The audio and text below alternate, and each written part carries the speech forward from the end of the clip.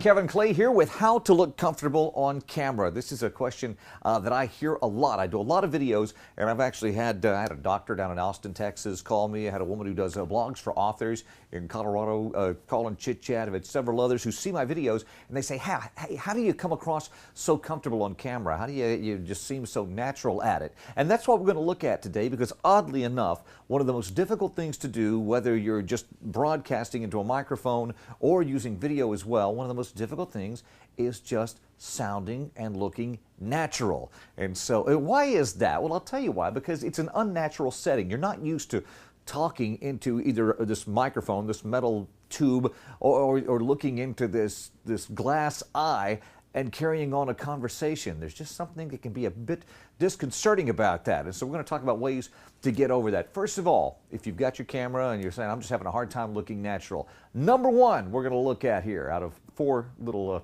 tips today. Number one is get used to it.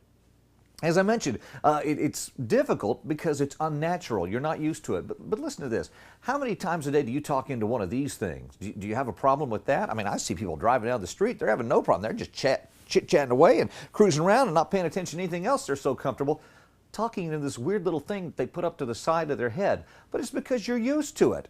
You've probably been doing it since, well, longer than you can remember. From the first time your mom put you on the phone and said, say hello to grandma. So you've been doing it for a while.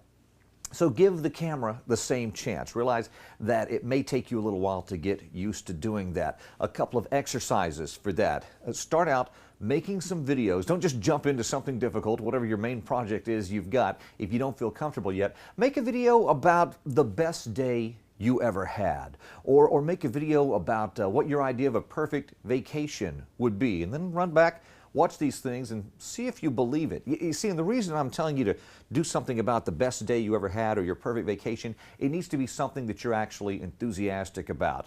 Because, now here's a little tip for you, the verbal reality and the visual reality have to match up. What are you saying, Kevin? Okay, what I'm saying is this.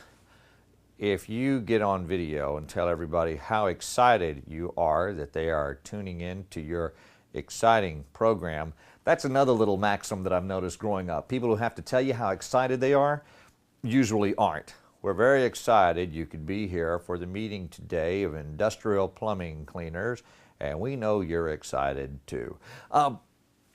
Be real. It's hard to fake excitement. It's a lot easier just to be really excited. So find something you're interested in. And that's another tip we're going to get to in a minute. But first of all, find the love in the scene. That's what I had an acting coach tell me one time. You know, whenever you're doing a scene, you've got to find the love in it. In other words, what is it that motivates you to want to tell people about this, to want to relay this? And so if you don't have problems talking to your friends about, you know, how wonderful your kids are, or your grandkids, or this guy you just met, or this girl, or whatever, then you shouldn't have a problem with the camera. Which kind of brings me to our second point now. Remember to whom you are speaking. Remember, you're not just talking to a camera. You're talking to your best friend, your new best friend on the other side of that camera, or whoever it is. Think in your mind, if you maybe know some people, if you're doing an instructional video, say for musicians, you're trying to teach a guitar part. Remember, you're talking to someone else there who's interested in it. Or if you're how to make a cake, or how to do a video. Remember, they're your friends. These are people with whom you have something in common. These people have tuned in, and if you don't have anything in common, those people have tuned out. So realize that these are your friends on the other side of this. I like to imagine when I'm looking into that camera lens that this is a portal, and on the other side of that is my best friend, or a best friend who I just can't wait to meet. And you'll find that too as you do these videos. You'll run into people who say, hey, I saw your video, and now you've instantly got a little connection point. And I like that. So now some of you may not feel as comfortable with that. Well, in that case, realize that the camera is a shield so you don't have to deal with these people in person, but you still need to come across sincere. Think about who that person is on the other side and talk to that person, not the machine. All right, next up, what would we do to help us with looking comfortable on camera? Well, first of all, have something helpful or relevant to say. You see, that'll help you with your confidence there. Confidence, or lack of it, really, is one of the main killers, I guess, to video. People who aren't confident in what they're talking about. And so as you go on, then you start to second guess yourself and self-doubt, and, well, maybe this isn't even really interesting at all, and well, here's something you could do, and I think it'll be all right. No, no, no, no, no. As long as you've got something relevant or helpful to say, that's going to help your self-confidence there. And you won't be worried about, well, I got crazy hair, or I just talk so hicky. There's one I hear a lot. Oh, my accent. I just don't, my accent, I got a problem with it. Don't worry about that. People don't care about your hair or your accent. They care about whether you're giving them something useful to say. For example, let's say you're just walking down the street, you're minding your own business, and you see some smoke coming out of the second-story window of some family's house. Now, do you go, I would knock on the door and tell them about this, but I sound so hicky, or I look so bad, I guess I'll just keep going. No, you have something helpful and relevant to say. You knock on the door and you say, excuse me, you might be interested in the fact that your house is on fire. Just thought I'd let you know. And you might even be more enthusiastic about it than that. Your house is on fire, get out now. And that's perfectly okay because you've got some emotion. It goes back to that, you found the love in the scene. You'd love to help these people not be in the house when it burns down. So remember, have something helpful or relevant to say, something that you believe in. That's going to help you a lot with your confidence. See, then the focus isn't on you anymore. It's on the person you're trying to communicate with. And it's one of these strange paradoxes of our existence. But the less you focus on yourself, the more you focus on others, the more relaxed you're going to be, and the more you're going to be able to help other people, and you'll be happy with yourself. So keep that in mind. Have something helpful or relevant to say. All right, our last point here, know your material. You see, that's why I've mentioned before when I talked about our exercises, talk about the happiest day in your life or your idea of a perfect vacation, or you see this house on fire, you know exactly what's going on. You have something to relate there. There's no substitute for actually knowing what you're talking about. If you're not sure about what you're saying, that's going to come across. So when you're talking, make sure you know your material, that you've gone over it, you understand it. Take some time and just pretend explaining to other people. You might even want to just do some practice things when you're cooking breakfast in the morning. How would you explain how to scramble the eggs when you're shaving? How would you explain how not to cut your lips off? Or something like that. Just keep these things in mind, but know your material. If you don't know it, don't try to fake it, first of all, and for heaven's sake, don't read it.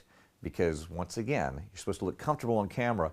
And when you start reading your material that's on your teleprompter or taped to your camera and talking like this, even though you may be getting every word correctly and every sentence in place, the problem is real people don't talk like this. And people listening will become irritated and tune out very quickly.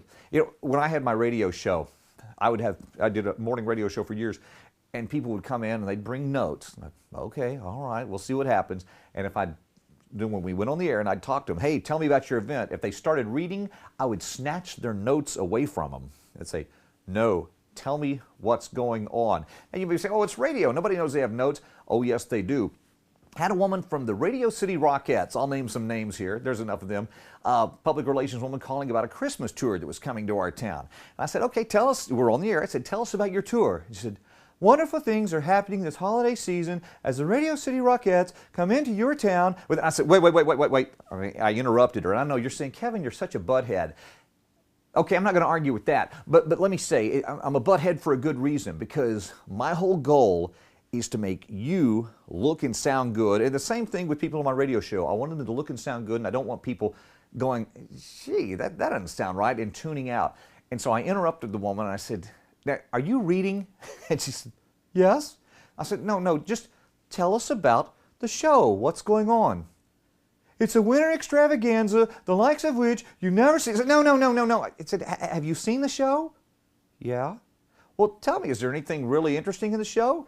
Well, we've got a double-decker bus from London that comes out on the ice. I said, well, there you go. You see, so that's it. Just tell your story. And if you have a hard time just talking to that camera, a little tip from the story, just said, get a buddy of yours to stand right behind the camera and talk to them. You could even have them ask you questions, and then you can answer the questions. And if you want, you can leave the audio in of them asking the question, or you can make sure you answer where you don't need them. When they say, so how do you string a guitar?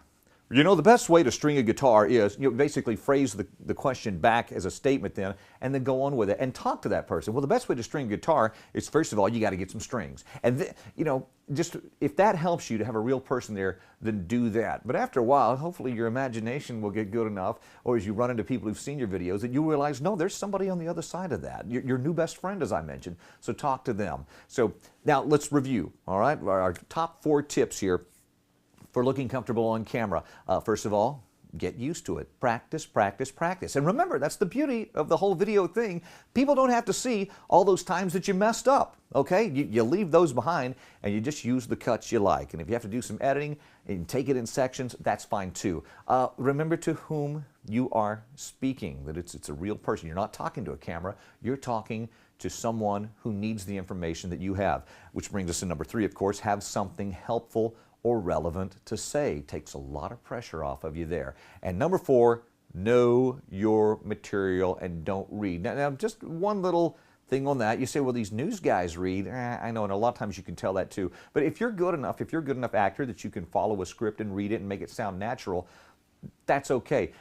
My own personal thing, you might see me glancing every now and then, just get some notes, just summary points, and then talk about those points. And if you know your material, that's all you're going to need, just your summary points, and then you can tell people about it. Now, if this has been helpful to you, and hopefully it has, if you want to go further, I do have a course at easyvideotips.com, some basic video tips where we go even further into things like how to make a video with just the things you already have, if you don't want to have to buy a bunch of equipment. If you do want to go a little further, we got things on choosing the right camera, understanding lighting, getting good sound. What else do I have? I don't know, there's a couple of other things too numerous to mention because I don't have them on my notes. But you can find out more about that. All the details are at easyvideotips.com. If this is all you were needing, how to look comfortable on camera, then enjoy this free video with my blessing. I hope you have enjoyed it. Hope it's been helpful. And if you do need more information, go to easyvideotips.com. There's some contact information there. You can get in touch with me and I'll be more than happy to answer your questions. I'm Kevin Clay. Thank you so much for watching the video, and I hope to see you at easyvideotips.com.